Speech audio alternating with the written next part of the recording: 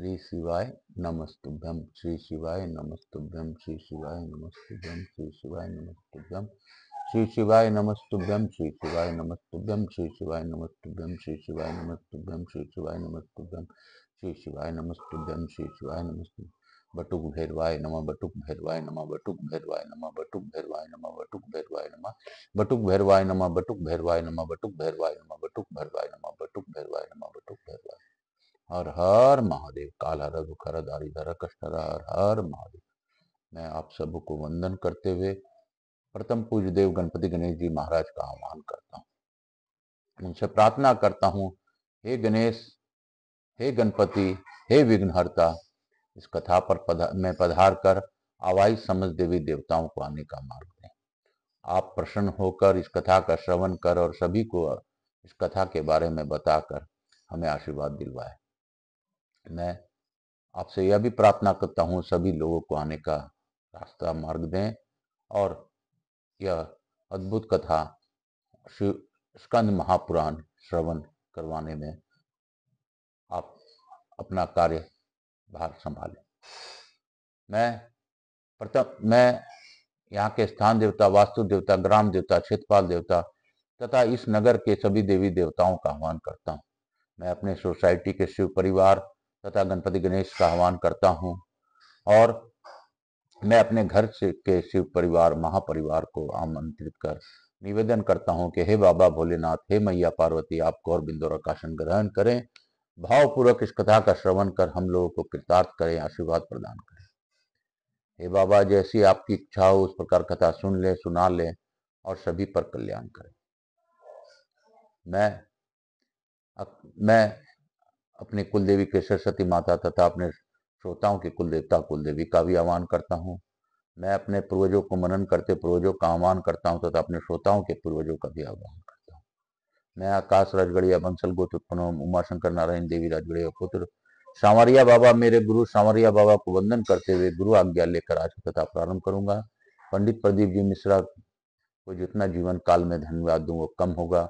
उनकी प्रेरणा से मैंने 18 पुराण बाबा के समक्ष इस यूट्यूब चैनल के माध्यम से आप सब तक पहुंचाने का प्रण लिया है। आकाश AKASH आकाश RAJGARIA आकाश राजगढ़िया यूट्यूब चैनल को ज़्यादा से ज़्यादा देखिए, सब्सक्राइब कीजिए और शिव कृपा के बारे में, सभी पुराणों के बारे में, श्राद्ध कर्म के बारे में इत्यादि भ्रम को दूर करने के लिए यह कथा का श्रवण कीजिए। हमें किस प्रकार के ब्राह्मण से श्राद्ध कर्म नहीं करवाना चाहिए यह भी जानने के लिए इस कथा को देखते रहिए। काल हर दुखहर दारिधर कष्टहर। हर हर महादेव। शंभु शंभु बोल बम का नारा है, बाबा एक सहारा। भजाकर तु श्री शिवाय नमस्तुभ्यम। कल हम लोगों ने पढ़ा था कि जिन्होंने रत्नों और शास्त्रों को चोरी किए हैं वे निर्धन, गूंगे, लंगड़े और अंधे होते हैं।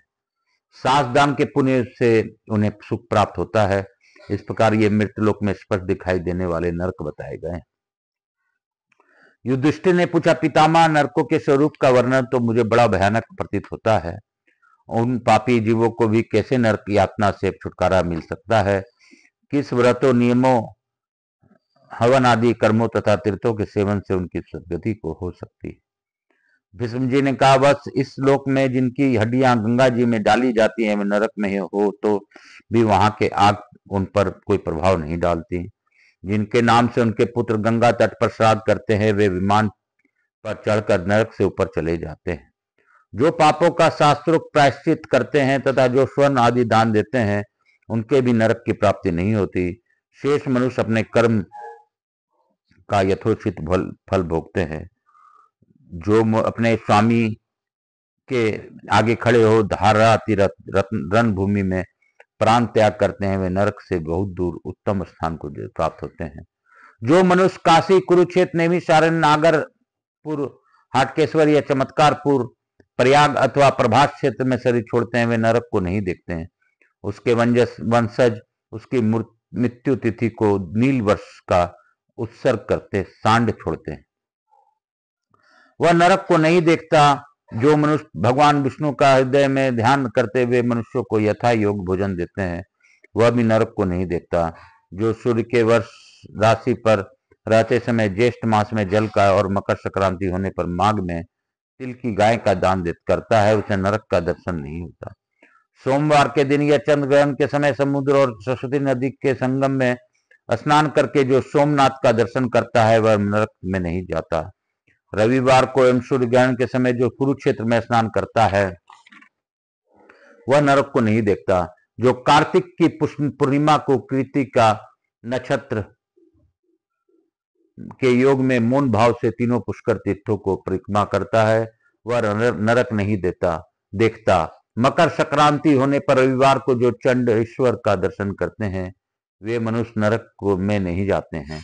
जो गाय के कीचड़ से ब्राह्मण को जीविका न होने के कारण दास्ता करने से और द्विज के वध के स्थान से छुड़ा देता है वह जन्म से लेकर मृत्यु तक के सब पापों को से मुक्त हो जाता है। गौ तथा ब्राह्मणों का वध से और साधु ब्राह्मण को चोरी के भय से जो मुक्त करता है वह जन्म से लेकर मृत्यु तक के सब पापों से छुटकारा पा जाता है। जो बिल द्वारा पर शयन के लिए स्थित हुए जलाशयी भगवान विष्णु का दर्शन करता है वह पापी हो तो भी पाप से मुक्त हो जाता है। संपूर्ण लोकों के आश्रयभूत परम पवित्र बिल द्वार में स्नान करके जो शेष शैया पर शयन करने वाले श्री हरि का भक्ति पूर्वक पूजन करता है वह जीवन भर के पापों से मुक्त हो जाता है। जो मानव वर्षा के 4 महीने तक जल में शयन करने वाले देवेश्वर विष्णु का भक्ति पूर्वक पूजन करता है वह इस लोक में फिर जन्म नहीं लेता। वहां बिल द्वार में या जल मात्र में पहले के महाभाग मुनि ने भगवान शेषशाही को आराधना की और उनके शुभ निवास स्थान से मूर्ति का ग्रहण की। इससे वे भगवान विष्णु के परम पद को प्राप्त हुए। सब तीर्थों और संपूर्ण यज्ञों में जो फल प्राप्त होता है वही फल चौमासे में भगवान शेषशाही की पूजा से भी प्राप्त होता है। गौशाला में मृत्यु को प्राप्त हुआ मनुष्य जिस फल को पाते हैं वही चौमासे में जलसाई की पूजा से भी पा लेते हैं। उन देवादि देव निर्गुण गुण स्वरूप अव्यक्त अप्रमेय सर्वदेवमय सर्वेश्वर सबके एकमात्र आवास स्थान तथा संपूर्ण भूतों के आत्मा श्री हरि को नमस्कार है। उन भगवान विष्णु के शयन और बोधन के दिन एकादशी तिथि में जो कुछ भी उत्तम कर्म किया जाता है वह अविनाशी होता है। उस दिन जो अन्न खाता है वह मनुष्य पापात्मा है। अतः विज्ञ पुरुष को अन्य एकादशी तिथियों के आने पर भी प्रयत्न पूर्वक अन्न से बचना चाहिए। बोलो शंकर भगवान की जय। बोलो शंकर भगवान की जय। बोलो मेरे भोलेनाथ की जय।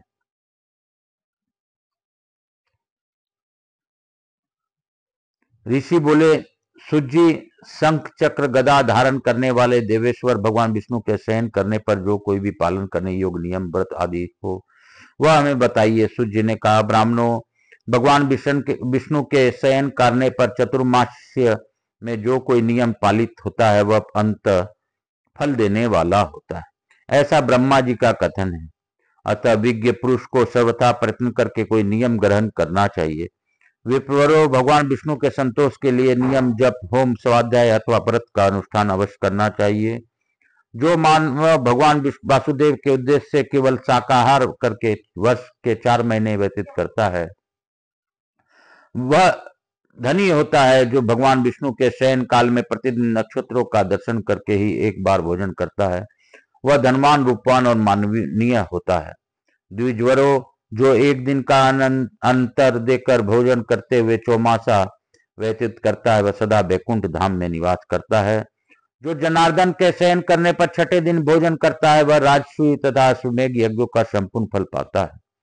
जो सदा 3 रात उपवास करके 4थे दिन भोजन करते हुए चौमासा बिताता है वह इस संसार में फिर किसी प्रकार जन्म नहीं लेता। जो श्री हरि के शयन काल व्रत परायण होकर चौमासा व्यतीत करता है वह अग्निहोष्टोम यज्ञ का फल पाता है। जो भगवान मधुसूदन के शयन करने पर आयाचित अन्न का भोजन करता है उसके अपने भाई बंधुओं से कभी वियोग नहीं होता। जो वर्षा के 4 महीने तक तेल और घी लगाना छोड़ देता है वह स्वर्गीय भोग का भागी होता है।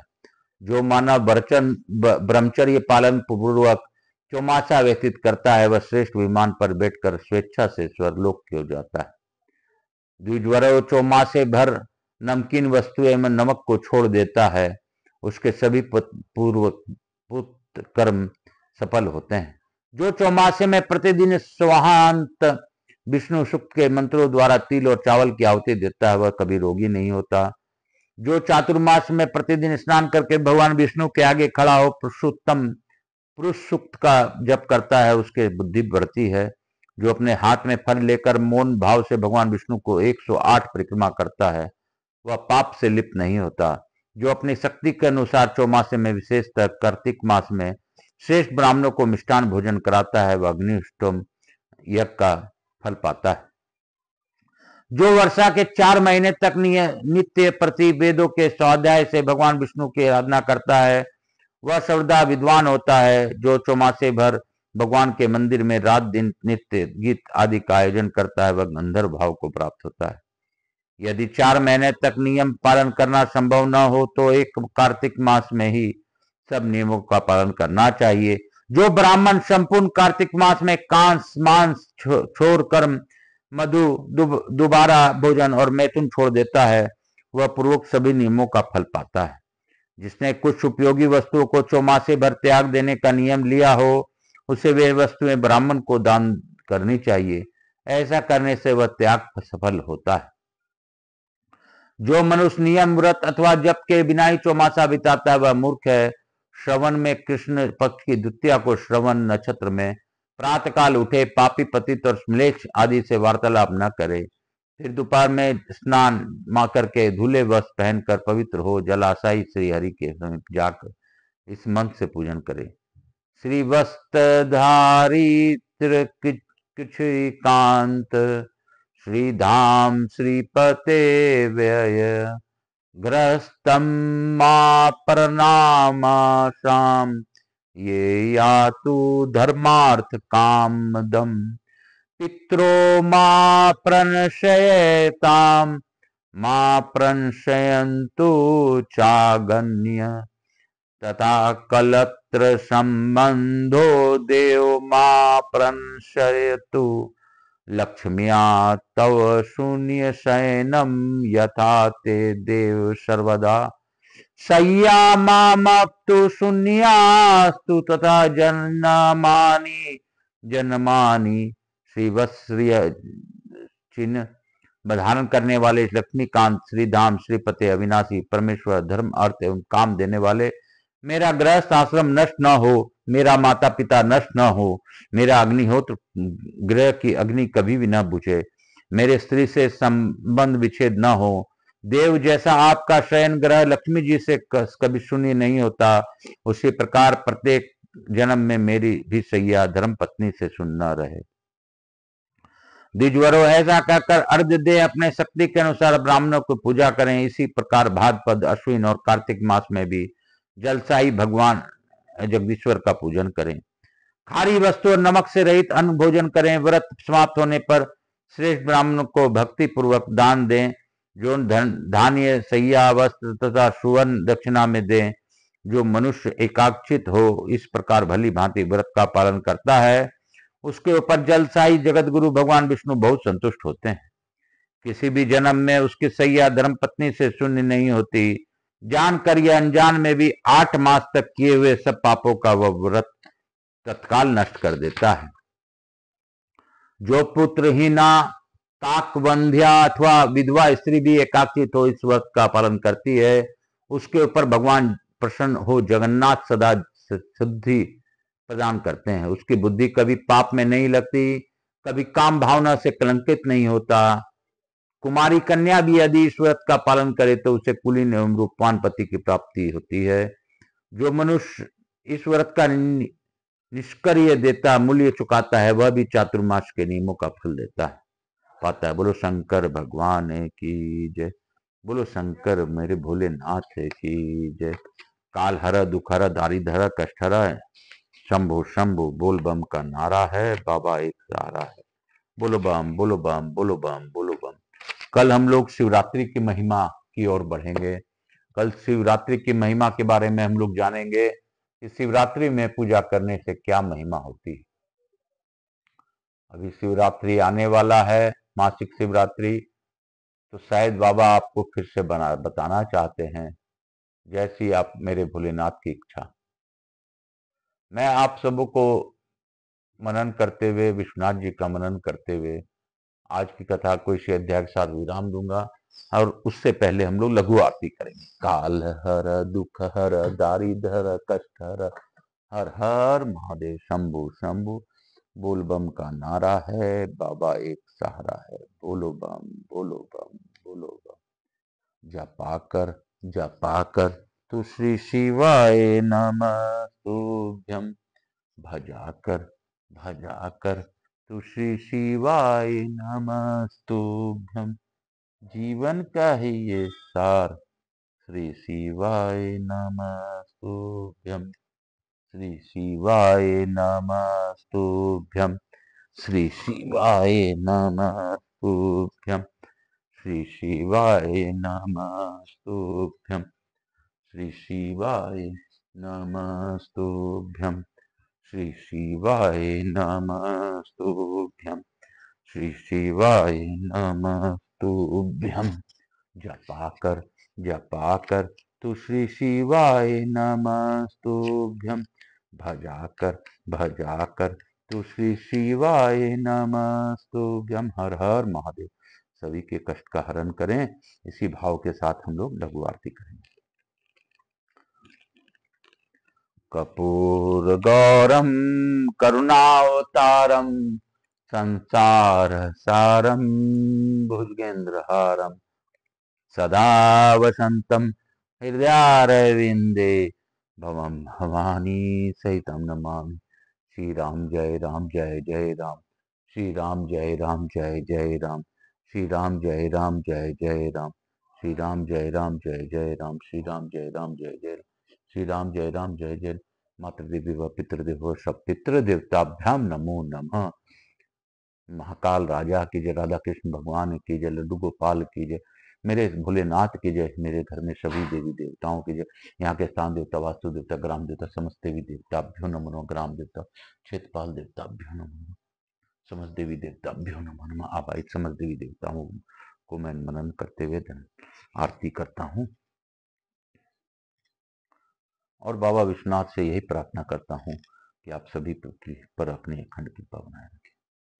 मैं प्रथम पूज्य देव गणपति गणेश जी महाराज, लक्ष्मी जी महाराज, रिद्धि सिद्धि शुभ लाभ कुबेर जी महाराज से अनुरोध करता हूँ कि हमारे यहाँ निवास रहकर अखंड कृपा बनाए रखें और सभी लोगों को आशीर्वाद प्रदान करें। मैं आवाहित समस्त देवी देवताओं से अनुरोध करता हूँ सभी लोगों को आशीर्वाद प्रदान कर अपने स्थान को गमन करें, पुनः बुलाने पर पधार कर आशीर्वाद दें।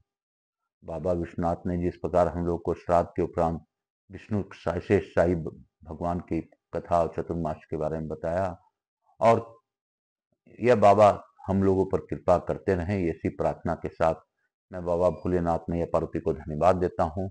आपकी कृपा से हम लोग कथा सुन सकें, सुना सकें, नहीं तो हमें कोई क्षमता नहीं है। बाबा हम पर कृपा कीजिए।